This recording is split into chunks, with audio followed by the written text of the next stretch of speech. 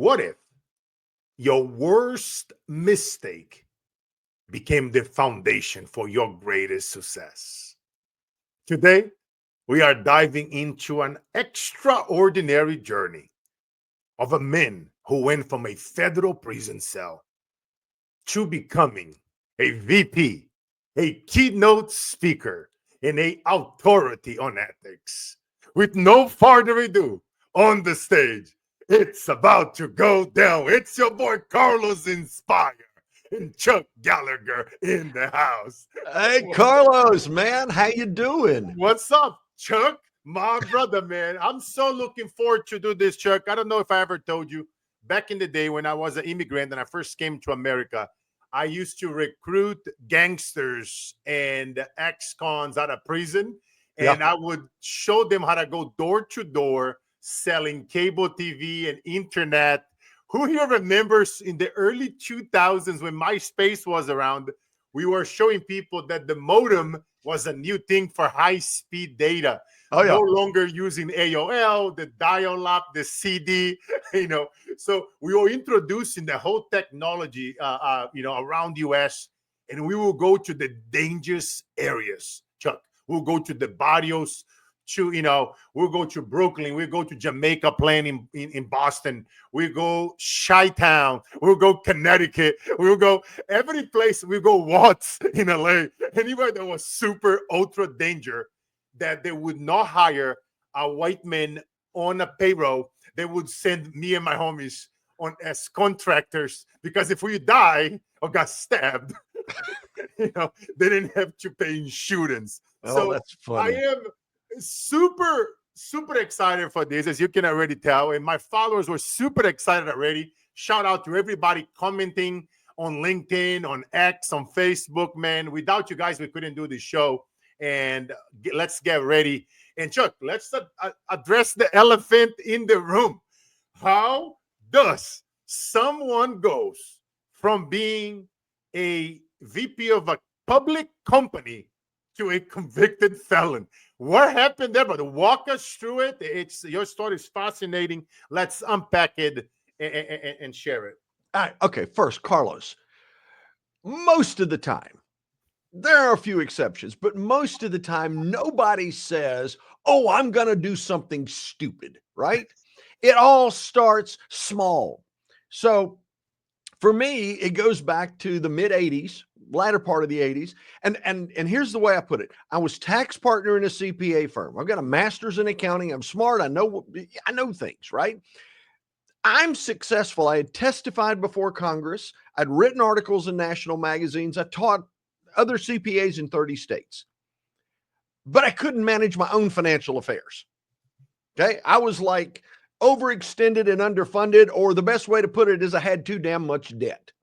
So I'm robbing Peter to pay Paul. I'll pay this bill, not pay that bill, then pay this bill. I'm moving things around. It's a chess game.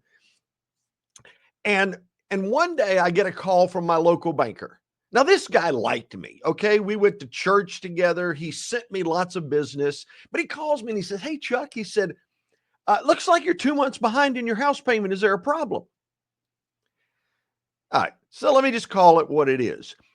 When he said that, I had this holy crap moment of, now, if I tell him the truth that I can't manage my own financial affairs, but I'm supposed to manage people's financial affairs because I'm a CPA and he sends me lots of business and he thinks I can't manage mine, he won't send me the business. And if he doesn't send me the business, I won't have money. And if I don't have money, I can't pay the bills that I currently couldn't already pay.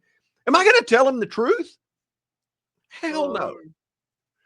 Damn. So I say to the guy, I said, are you sure there wasn't a misapplication? I mean, didn't you put it in the wrong place? And it was just a distraction. He said, well, I don't think so, but I'll call you back.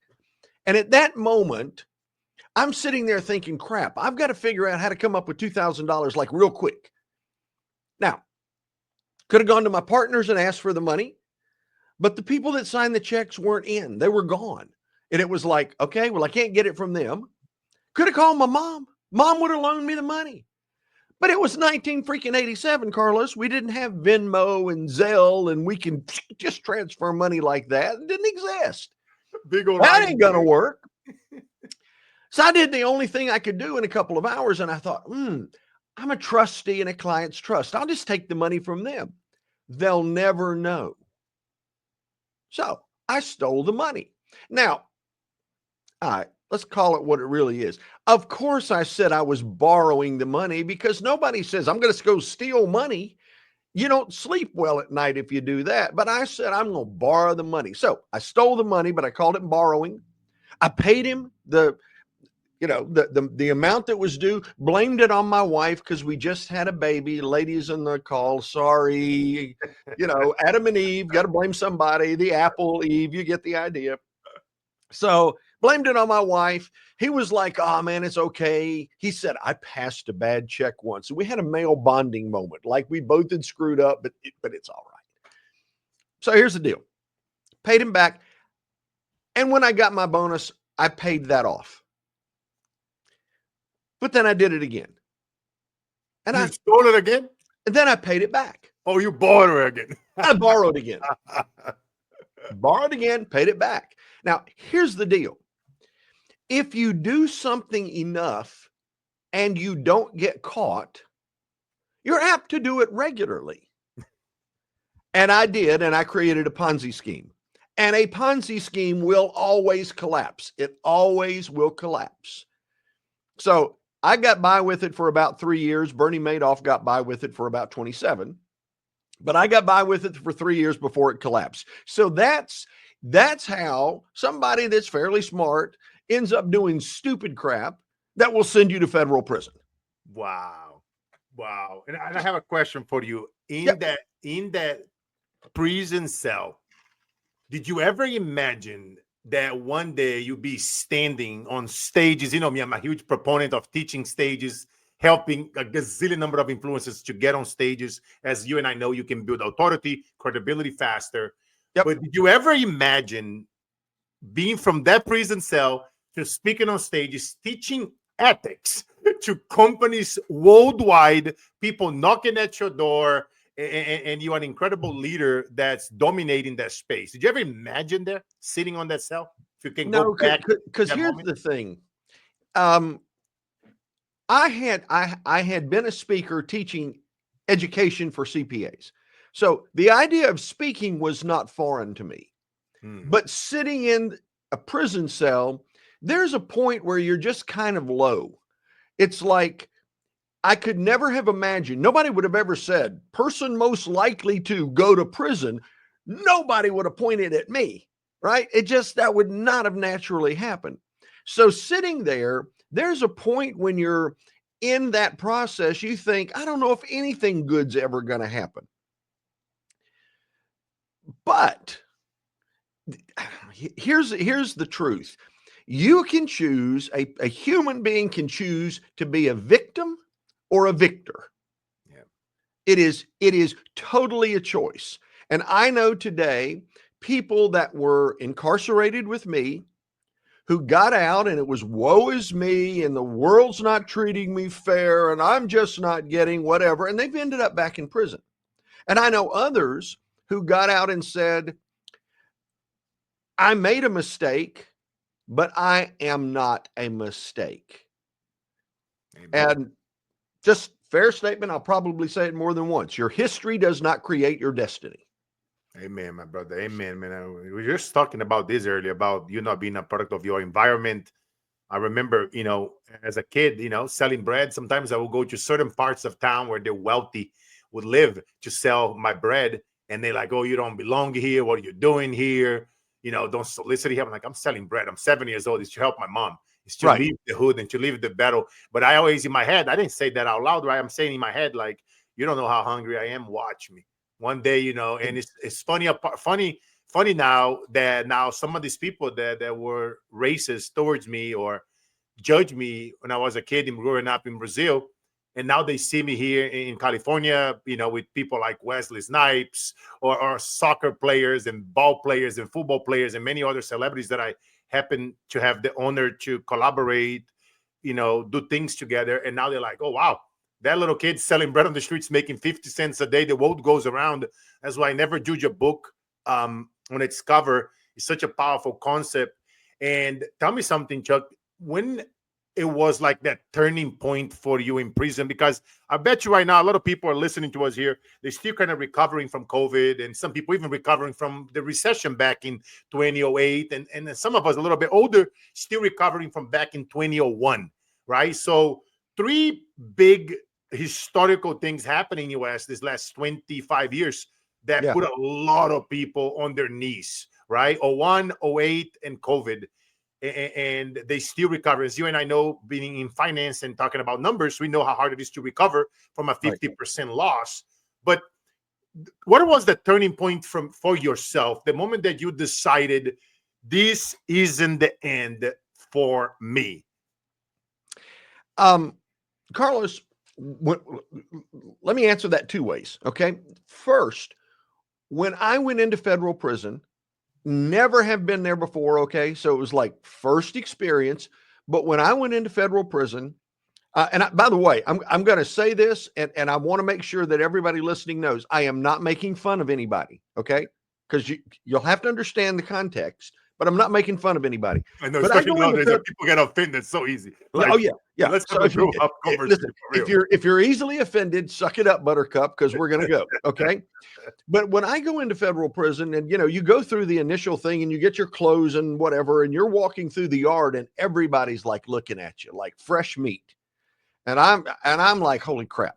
But by the way, I watched the Shawshank Redemption 2 weeks before I went in, which is probably stupid to do because it'll screw up your head. Okay. It really will mess up with you psychologically. I was like, why did I do that? Did you But bring anyway, me the hammer? oh my God, just the whole thing. It was like, holy crap. So I get into federal prison, and there is a point behind this little short story, but I get to my cell, and my cellmate is an African American guy. His name is Buck. My name is Chuck. Oh, I'm not sure if they put Buck and Chuck together so the guards could laugh or what, but here it is. It's Ebony and Ivory, Buck and Chuck. Well, he doesn't say anything to me, like not a word. Okay. Now, Carlos, you've been in sales. I've been in sales. So he who speaks first loses. So I'm like, okay, you're not going to talk. I ain't going to talk. Whoop, went to www.zipit.com. Didn't open my mouth. for how long, Chuck? So we go 24 hours, not a word. And finally he looks at me. Now, this is the part, don't anybody get offended, but you have to understand how it played, right? He looks at me and he says, yo, man, what you in here for? I'm like, he spoke. Whoa. And it's like, what do I say? So I put on my John Wayne, Clint Eastwood, bad to the bone white old man, and said, well, I'm a liar and a thief. He looks at me and he says, word? And I'm like, word? Yo, man, I said, word. Word? And then he says, you don't know what I'm talking about, do you? And he flies out of the cell like the freaking Tasmanian devil. And I'm just standing there like, what the hell just happened? I don't understand. It's my first communication and I am freaking lost. Oh, And then he comes flying back in the cell and he looks at me and he says, yo, man, you ain't going to make it in here. Now I'm like, oh, well, that's really encouraging. He says, yeah, y'all don't know the lingo, man. He says, you don't know the rules. You don't know what you needs to be doing. He said, I tell you what, I makes you a deal. And I'm like, make me a deal. I've been here 24 hours. But I did not go to Barnes & Noble and buy Prison for Dummies, so probably should have, just to know what was okay or not. Chuck Redemption, right? Shawshank Redemption should have been Prison for Dummies. Anyway, he says, but I tell you what I'll do. He says, I'll teach you the lingo. He said, I'll teach you everything you need to know. He said, I will make sure while you're in here that you will be safe and ain't going to be no problem. He said, in fact, I'm going to teach you so good when you get out, you can go to the hood anywhere and ain't nobody going to ever mess with you. Word, baby. If you will teach me how to speak correctly, so when I get out, I can get a real job. And Carlos, Buck was an angel. It was like within 24 hours, here is this young guy, 15 years younger than me, who says, I'm going to take you under my wing and I will teach you what you need to know so you can survive this experience. but you need to teach me, how do I survive the experience getting out? And Chuck, timeline wise, this was back in the late 80s, early 90s. This is this is 1995, when I was eventually sentenced and submitted to prison. Now, Wow. let me give you a little quick side note to that. Okay. So Buck was in for a drug charge. So 5-year minimum mandatory for drugs. And in those days, when you were arrested, if there was a gun anywhere, and he was in his grandfather's house, and above the fireplace was an old shotgun. It didn't even have a firing pin in it. But because there was a gun somewhere, that added another 5 years. So he was in for 10 years. He'd already served 5. So here we are, we get together, and the Supreme Court made a change in the gun rules, and he appealed it and got out 3 years early. Yay for him. But I ended up moving, and I lost contact with him. Okay. And I have tried for almost 30 years to find him. And in January, I found Buck. January of which year? This year, 2025. No So way. 29 years later, I find my old cellmate. And there's 2 parts to this that's really important. One is we meet, give each other hugs, catch up on 29 years of difference. But when he got out, he never went back. So it's a testament to the fact that no matter what you're in for or what the circumstance, you can overcome it. So he never went back. Neither did I. But I told him, I said, Buck, you were an angel to me. You just like took me under your wings, and it made the experience. It didn't make it fun, but it made it safe. It made it so I believed, yes, I'm going to get out, and there is something on the other side. Carlos, in January, he looks at me and he said, Chuck, he said, I was in for 5 years and thought I was going to serve 10. And he said, but you're the only cellmate that I remember. And he said, when you came in, you had such optimism. You gave me hope that maybe there was a chance I could get out sooner. And if it weren't for you, I would never have filed the paperwork to take advantage of the possibility of getting out. He said, so you gave me 3 years of my life back, and it had not been for you, it never would have happened. Because we don't know, when we're talking with people, what impact we're going to have on their lives. Wow. And you know what's so cool about that, Chuck, is the question that he asked, right? If you could help him with communication, which you and I, masters of speaking and public speaking and sales and branding, it's the number one things anybody can learn. And again, it's like asking questions, reaching out to people like Chuck, like myself, asking the question, asking for help. What can I do to help you? What can I do to add value to you? That's how I was able to connect with so many incredible people like you, like Tony Robbins and Liz Brown and Jay Shetty and blah, blah, blah. Hey, what do you need help with? What can I do? Hey, let me refer you a few clients to your mastermind, your retreat. Let's do it a podcast. Let's do an interview. Let's do whatever. Let me move the chairs around your event. Let me check in the badges, right? What are you willing to do? Are you asking the question? You guys listening to us now, look at this incredible story. I'm so happy that we have this talk, because look what happened to Buck and how his life changed just by meeting Chuck, in saving Chuck's life in prison. You know how it is when you're a white boy in prison. If you don't know the game, it's over. It's the likelihood of you being tortured, raped, and all kinds of beaten, abused, and all kinds of bully. It's like 99%. Yeah. So Buck was like his angel, but then Chuck was Buck's angel, because he gave him the most powerful gift that you can give another human being: communication. How to talk, how to communicate. And that's the reason why he didn't went back, brother. So I salute you. Have you interviewed him on your show yet? I know you do live YouTube, and I had to ask. Shout out to always YouTube videos. Check them out. Gallagher. So the answer to that question is not yet, because here's what I'm thinking. Okay, now, Carlos, you're the guy that thinks like way outside of the box, right? So I'm thinking, holy crap, I found my cellmate. Buck and Chuck, Ebony and Ivory, neither one of us went back. We both have stories, but we both succeeded.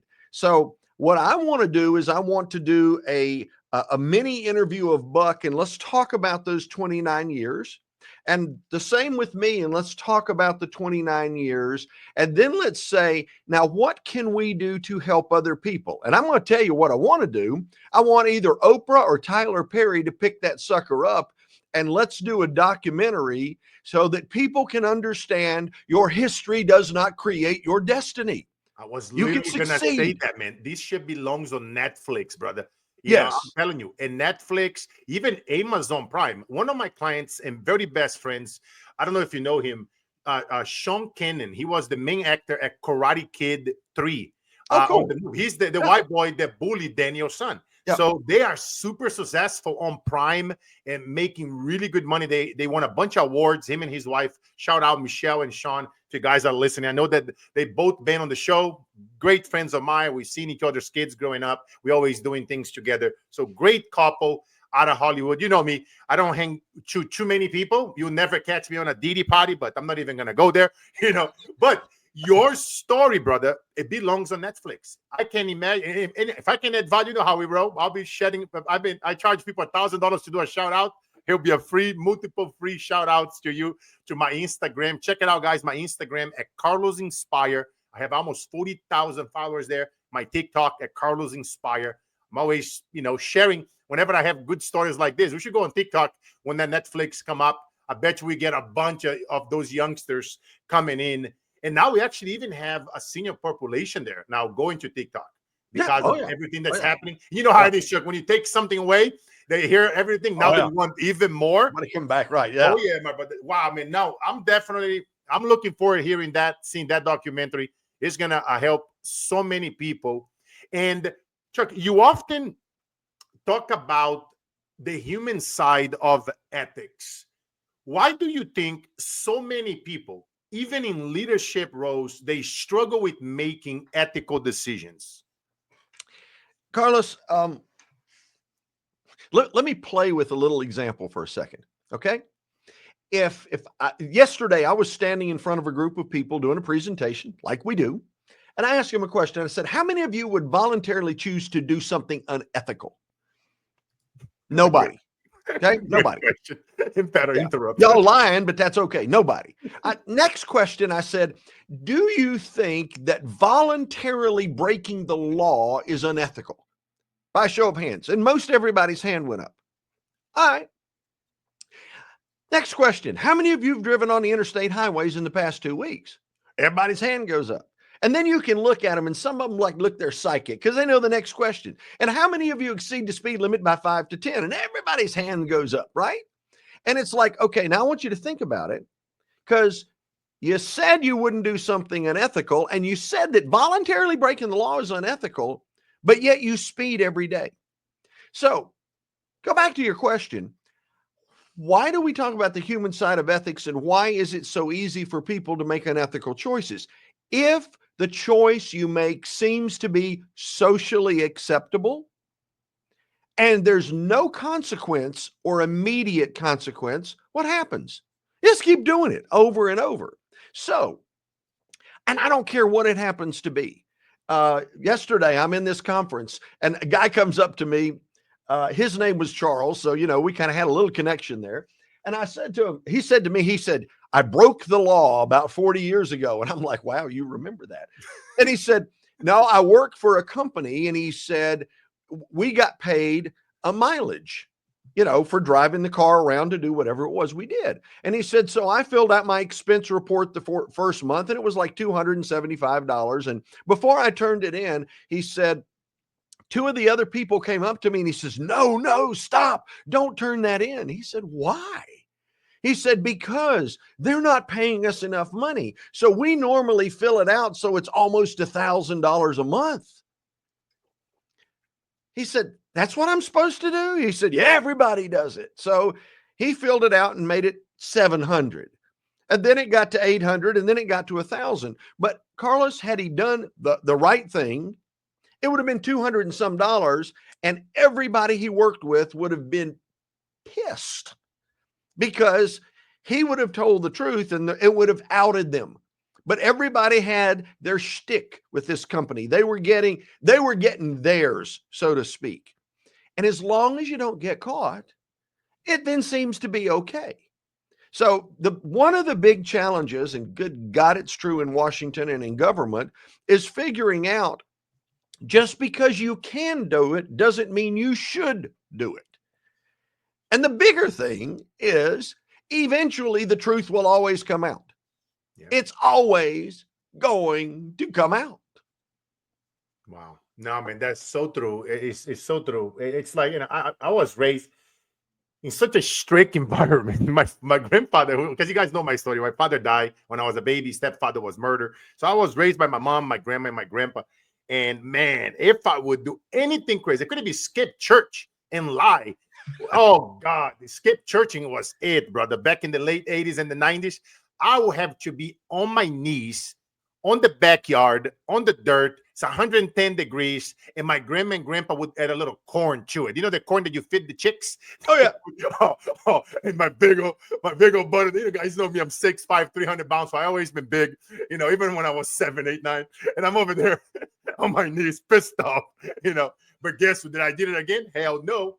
Whenever something unethical will post, like, nope, I didn't want to be on that knee, because my grandpa always remind me, in prison is worse. Yeah. Maybe I wasn't going to be fortunate enough to meet a buck.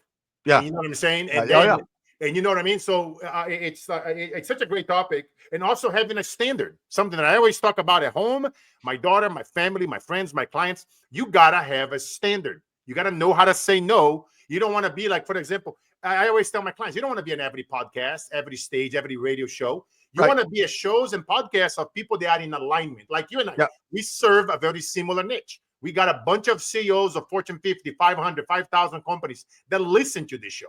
We have event organizers that listen to this show. What are they going to do? They're going to see Chuck. Hey, Chuck might get a few gigs from that. But again, Chuck trading all expectations for appreciation. He's here to serve. And I appreciate you for bringing full out. It's such a powerful conversation that we needed to have more than ever, brother. Especially in this new era. Right now, we are rebuilding. It's change, right? We want to see America prosper. And I really appreciate you bringing the heat. And Chuck, tell me something. What is one of the misconceptions about ethics you see in business today? That's it. That's a very broad question. One of the biggest misconceptions is if I choose to do something, and we're just going to call it unethical or maybe wrong, could be illegal. If there is no consequence, there won't be. And Carlos, you said something a minute ago, and I want to play off that for just a second, because it really illustrates to your question.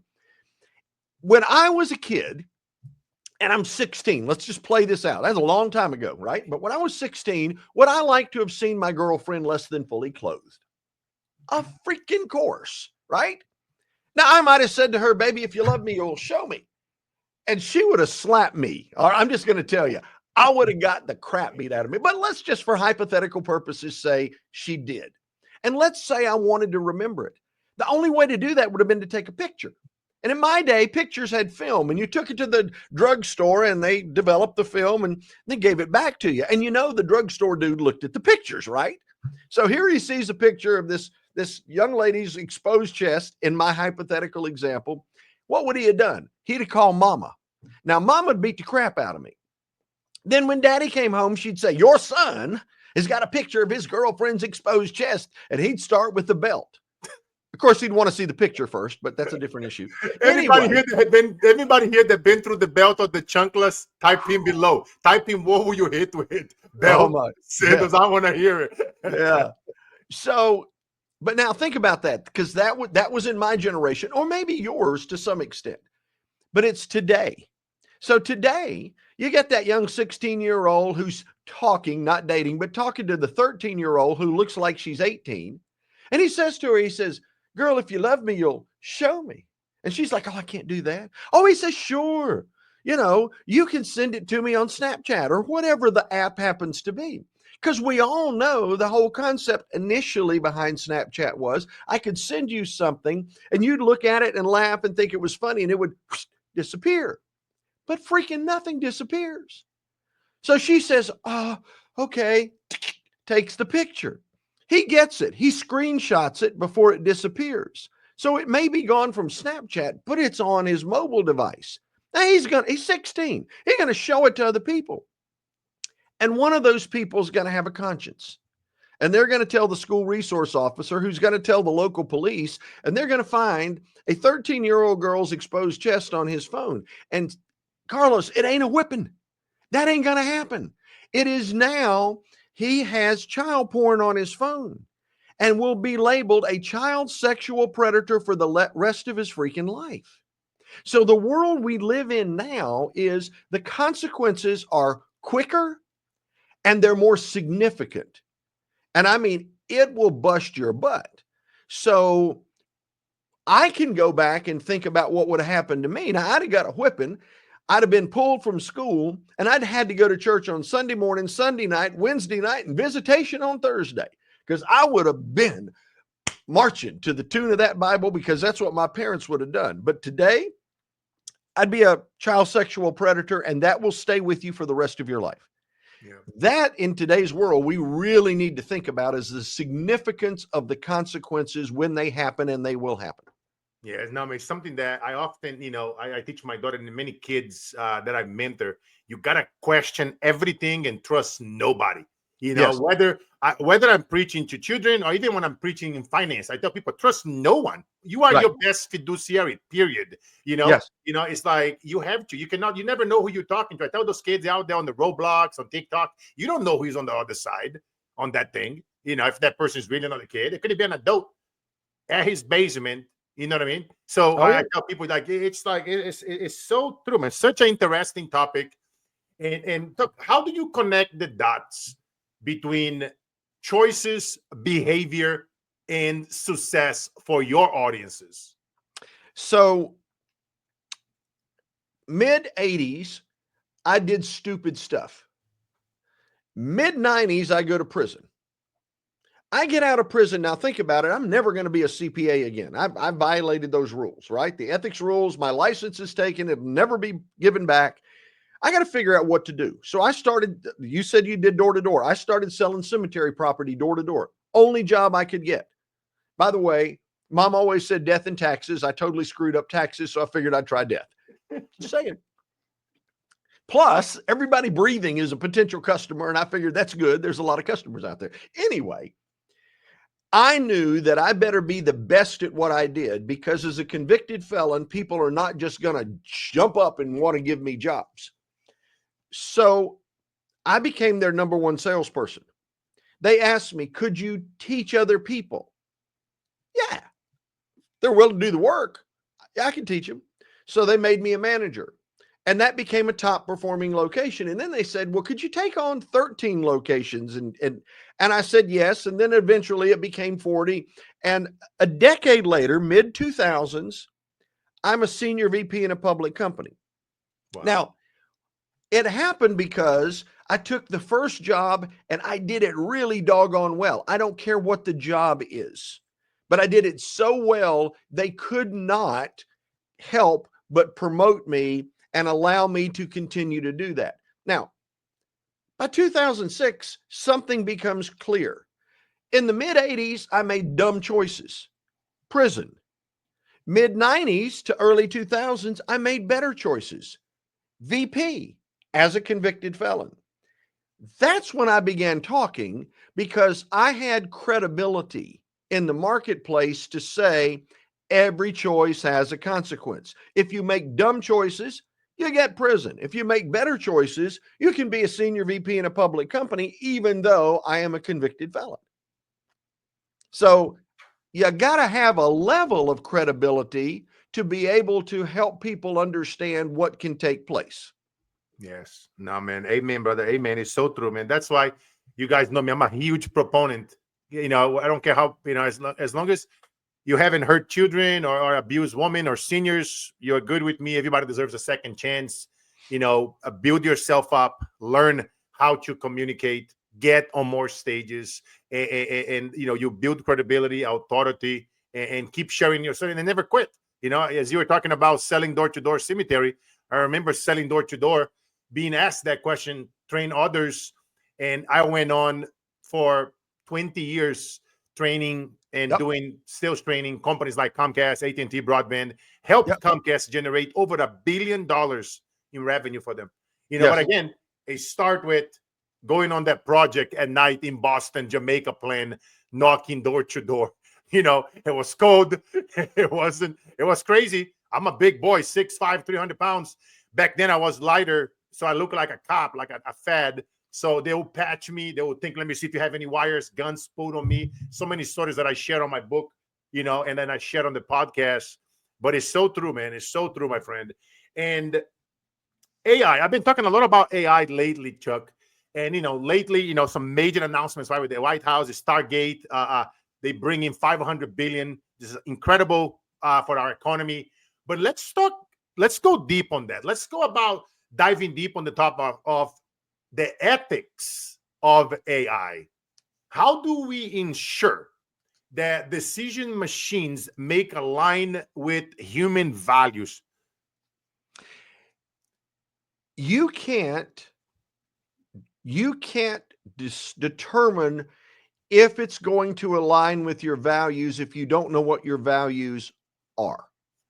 So first, as a human, you need to decide what's significant and important to me. Secondly, the truth is AI, the genie's out of the bottle. That ain't going back in.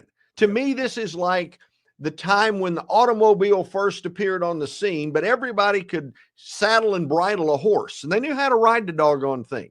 Yeah. But then all of a sudden, I couldn't saddle and bridle a horse if I had to, and everybody drives a car.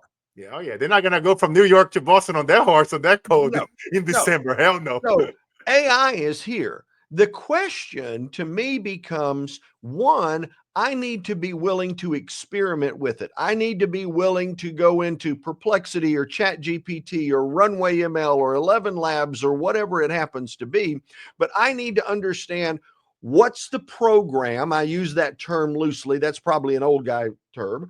But what's the program? What does it do? And what can I do that is going to bring value out into the world? Now, let me just, two things as a side note.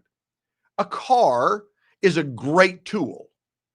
It's wonderful. It gets you from point A to point B. Unless there happens to be a demonstration and somebody decides they're going to drive their car through the demonstrators and kill people, much like happened in New Orleans not long ago.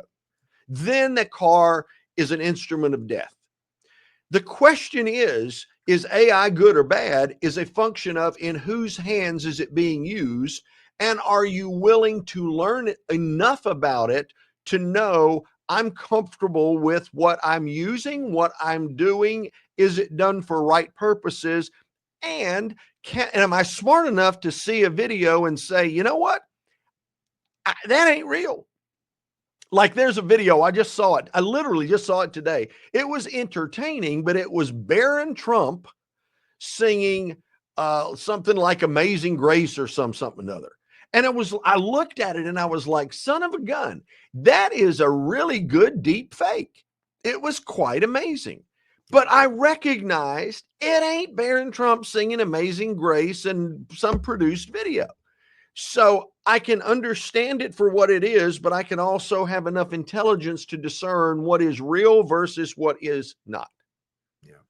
Especially nowadays, man, they can literally take exactly what you and I are discussing here, and they can duplicate this and act like you and I talking some crazy subject. They could twist our talks, and it's crazy how, and even like some of the stuff and the advancements in AI is so fast nowadays. It used to be, years. Now it's like 3 to 6 months. Yeah. Like, for example, OpenAI, right? They just announced AI agents where now you can give your passwords to AI agents through OpenAI, where they can go on your computer and do your tasks on all your accounts and all your businesses. But now the question becomes, who here is willing to give all your passwords to an AI agent to go on and do every tedious task that you guys do? So it's so many conversations that we're going to be having these conversations more often, guys. I'm going to be bringing more AI people. And this is incredible how, and I'm tying over here to ethics because it's such a powerful thing, how far are we willing to really go with this shit, right? Yeah. As far as like, I'm not ready to give my password yet. Hell no. Yeah. I don't know about you guys. You guys listening to us right now, whether you are live on the replay, I don't go anywhere. YouTube, on Facebook, on X, on LinkedIn. Type in below. Would you guys give your password to an AI agent to log in on all your social medias, your banks, your companies, and go do your tasks? It's something that you're gonna have to become really, really good at prompting and instilling your values and your beliefs and every single thing about you inside the AI machine. But you also have to be careful, because are you willing to handle your IP, your intellectual Right. property, to an AI? Because a lot of those AIs out there, they are free, or the ones, even the ones that you pay 20, 30, 40, $50 a month. Guess what? They can take that info and run with it. Yeah. Unless, And you know what I mean? So it's so many things in there, but what is your take on that, Chuck? well, Carlos, one of the things, and I just want to throw this out, just because I know you're on stages and you talk with a lot of people that are. So I want to give you a really practical example of AI. I have cloned my voice. Yep. Okay, there's an AI called 11 Labs. Right. And so I went in and I read several chapters of my book, and I did it 4 or 5 times, and it's cloned my voice, and it's really good. Really, I Now, highly recommend, guys. Anybody here that haven't used it, I highly recommend. Not an endorsement or anything, but I use it. Chuck use it. It's awesome. Check it out. 11 Labs. I should make you guys sponsor the show, but yeah, that'd be a good idea. But the reason the reason I wanted to mention that is not a plug for 11 Labs, but I just finished writing a book. Now, normally I would sit down with the mic and read the book, and it would take 8, 9 hours, 10 hours, whatever it happens to be. And I'm going to promise you something. By the time I get to the end, I am not going to be on. I'm gonna sound like I'm from the South, and there's no consonants in my words, and so I'm just gonna get tired. Yeah. I can take the book, just put the Word document of the book in 11 Labs, and guess what? It will read it perfectly. It will always pronounce the consonants. It has my inflection. It will create the audio book in such a short period of time versus me having to read it. That's the value of it. But the bad side is I could also take any podcast that's out there or any YouTube video, isolate the audio, put it into 11 Labs, and replicate the voice. So you have to be aware of the value that you can create, and also be aware of understanding that bad actors can also use it for bad purposes. Yeah, look what they did to Joe Rogan, right? They duplicated the show. Oh, yeah. Joe's one of the Joe is the, when it comes to podcasts, that's the guy to go after right there. Yep. It's him, people like him and Tucker Carlson. They get millions of episodes per show. We'll get there in God's name, amen. Like my good friend Don Green from Napoleon Hill Foundation, the president, he always say that every single day. Let's go, Don Green. I surprised somebody yesterday on the show, and we were trying to bring Don Green on air live in the middle of the show. I never done that before. And her dream, she's a very successful author from Australia. Check it out, the latest episode, carlosinspireshow.com. Every Monday, new episodes at 5:07 a.m. And then we release the videos every Monday at 12 noon. But I literally, called. He couldn't get on the show. There was storms. So I called him. He answered. We put him on speaker. And now we're wishing her, fulfilling her wish to ask him a question. And when enough is enough. And Right. we start talking about contentment. And now today we're talking about ethics and AI. It's such an interesting subject. But we're going to have to talk more about this. But Chuck, I have a lot of CEOs of companies and founders, people that have people like yourself, like myself, come in on their companies and talk on stages.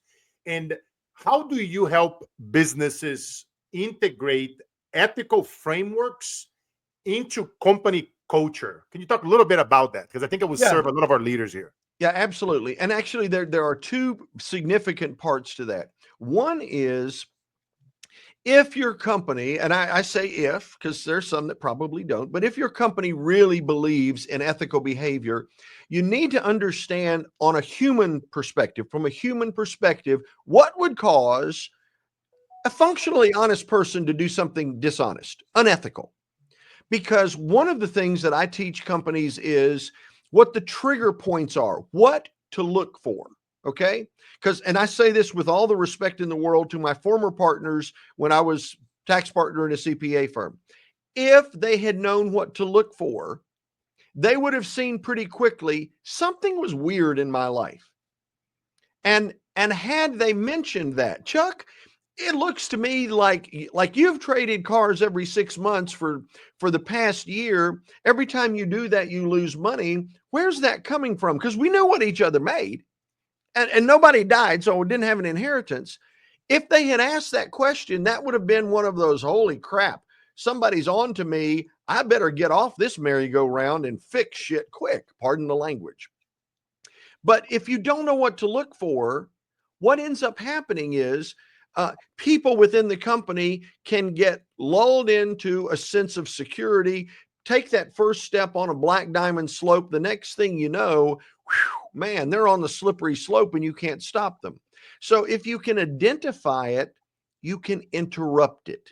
And if you can interrupt it, that means the culture that says we believe in ethical action, if we suspect something is unethical, gets interrupted, which means we're helping keep people on the straight and narrow.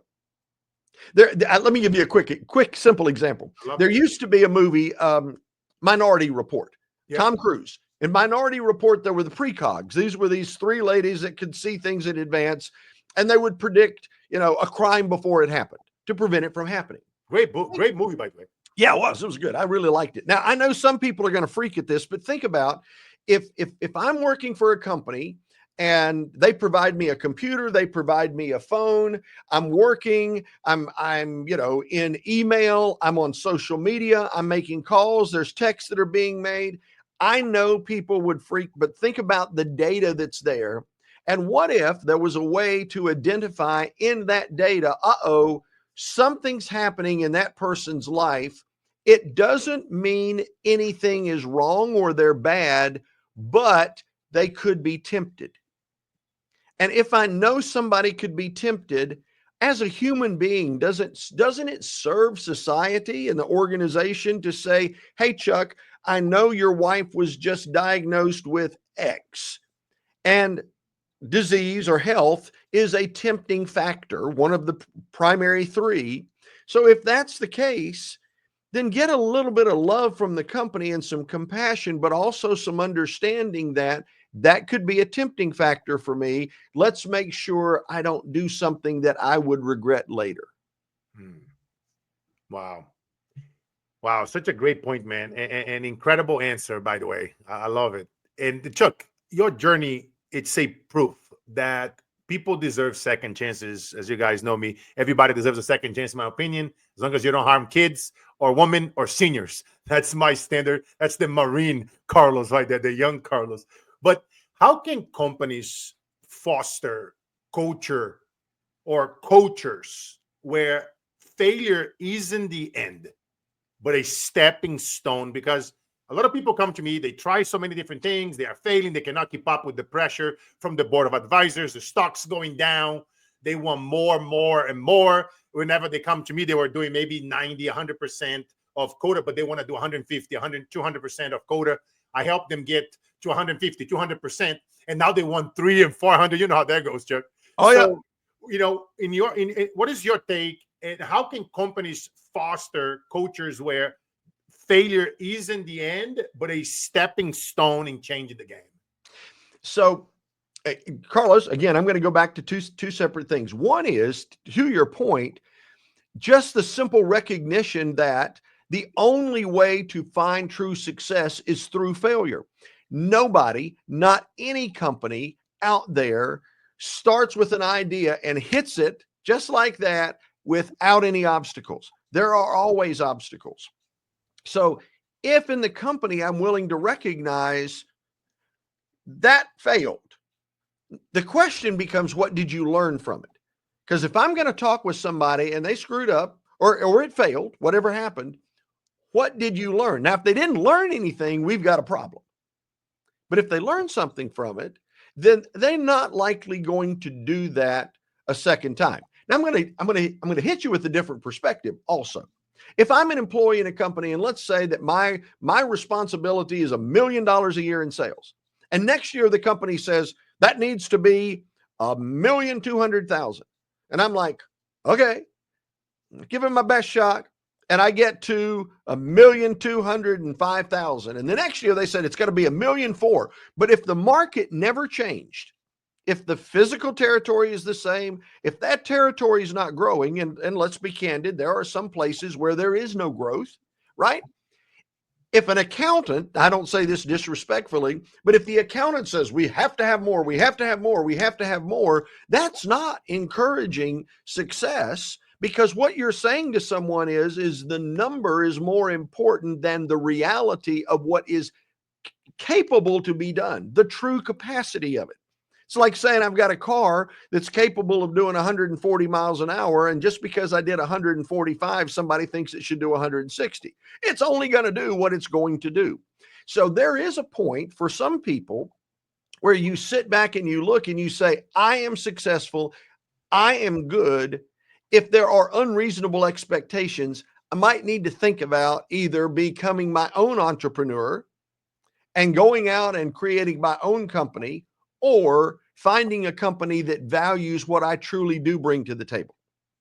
And I'm a VP in a public company today, and I will tell you, they value what we bring to the table, but they do not look for unreasonable expectations, because not everything is always going to grow at 10 or 15% per year forever, including Apple. Yep. That's real talk. That's real talk. Every company that reach a peak, that's why they call it a peak. When it goes up, must you come down. We had many scenarios in history. Wow, man, what a great show, Chuck. We are almost at the top of the hour.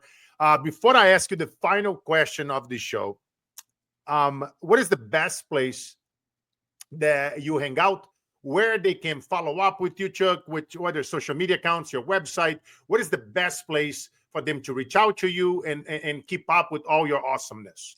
Okay, well, I'm going to put it to you real simply. Because I deal with ethics, and in many cases things are confidential, I am happy to be active on social media, on YouTube and LinkedIn. You can find me there. But more times than not, people use email, because that way they can be transparent in telling me the problem, and it doesn't appear on some feed somewhere for everyone else to see. And that email is easy. It is chuck@chuckgallagher.com. Awesome. I'm not a smart man. It's very simple. I love it. I love it how like you keep it at 100. Gallagher.com. Chuck@chuckgallagher.com. Right there, guys. Ladies and gentlemen, there you have it.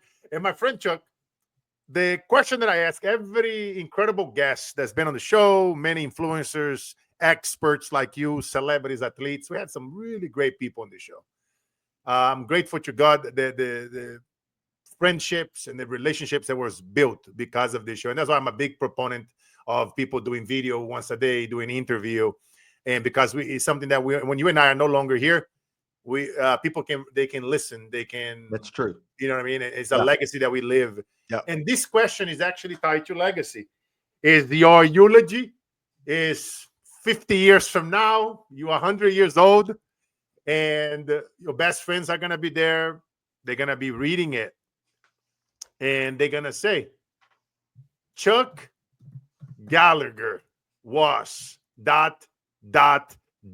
In your own words, my friend, who was Chuck Gallagher? Wow. I would say Chuck Gallagher was a person that eventually connected with his God-given gifts and focused his attention on living in those gifts, as opposed to trying to force something else to take place in life. We all are given God-given gifts. The question is, if we live in those gifts, we will be blessed. Amen, my brother Chuck. That's what I'm talking about, guys. Chuck Gallagher in the house, and it's about to go down.